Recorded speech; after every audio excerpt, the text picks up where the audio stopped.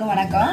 இன்னைக்கு காஞ்சிபுரத்தை சேர்ந்த அச்சேந்தியா சஞ்சய் இவங்களுக்கு பிறந்த நாள். நம்ம எல்லாரும் வாழ்த்து சொல்லுவோம். அவங்க சார்பாக நம்ம பிள்ளைங்களுக்கு சாப்பாடு.